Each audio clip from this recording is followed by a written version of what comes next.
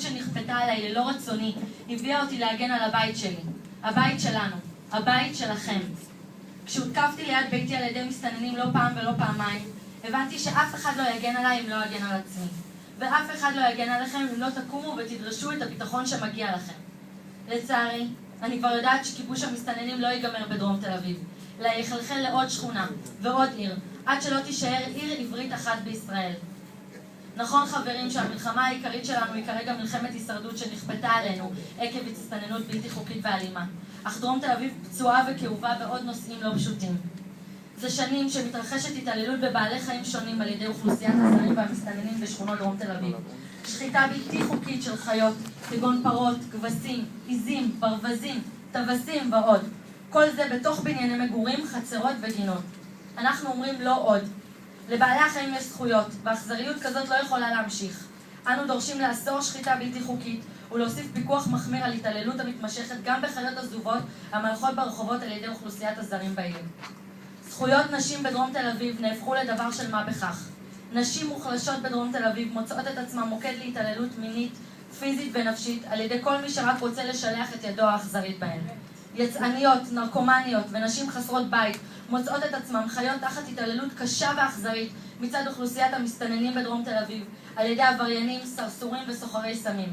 וכל זה ללא עזרה מאף גורם אכיפה, שכן הן שקופות וחסרות כל ערך אל מול החברה הישראלית.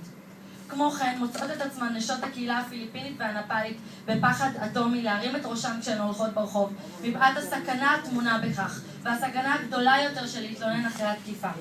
המצב המחפיר הזה של התעלמות גורפת מזכויות בסיסיות של נשים בדרום תל אביב לא יכול להמשיך באין מפריע, אל מול ההפקרות הפושעת של כל גורמי האכיפה השונים. דרום תל אביב היא אחת מהערים עם התשתיות המוזנחות ביותר בתל אביב ומדינת ישראל בכלל. הטינופת עולה על גדותיה. המדרכות לא ראויות להליכה, ובחלק מהרחובות אין אפילו גבול מבין המדרכות והכבישים. מה שמהווה סכנה ממשית לאזרחים ההולכים על המדרכה, שחשופים לפגיעה. בנוסף לסכנה הזאת נמצאת סכנת מכלי הגז הנמצאים בכל מקום ופינה אפשרית, ומחוברים בצורה בלתי חוקית בעליל על ידי תושבים בלתי חוקיים גם הם, שעליהם החוקים כנראה לא חלים. על איכות סביבה בדרום תל אביב שמעתם? לא מזמן הוכרז על ידי משרד הבריאות מצב חירום של שחפת ואיידס בדרום תל אביב. גם להלך ולנשום את האוויר בדרום תל אביב נהפך לסכנה אמיתית. מי לוקח אחריות על כך? וגם מי שנשאר בביתו לא יוכל לשבת בלי להרגיש את ליבו פועם בחוזקה מהרעש מחריש האוזניים שנשמע מכל מועדון בלתי חוקי שנמצא בדרום תל אביב ולא נאכף על ידי עיריית תל אביב ומשרדי איכות הסביבה. לא נמשיך לקבל את המצב הבלתי נתפס הזה, שלא היה מתקבל בשום מקום אחר במדינת ישראל.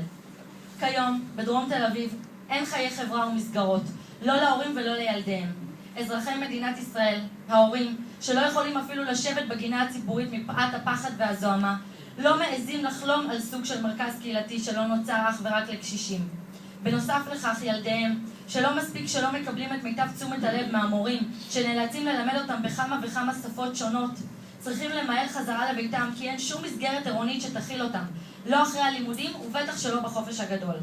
לעומת ילדי המסתננים שמקבלים אפשרויות רבות למסגרות ללא תשלום. חוסר הצדק והשוויון האלו לא יכולים להמשיך ולהתקיים כלפי אזרחי מדינת ישראל, שלא יכולים להרשות לעצמם את המותרות של מסגרות פרטיות, אך מאידך הם גם לא מסתננים בלתי חוקיים. מה שקורה היום בדרום תל אביב ישפיע מחר על כל תל אביב וכל המדינה. ולכן חברים, אני זקוקה לתמיכתכם כדי להציל את תל אביב, להציל את העיר העברית. תודה.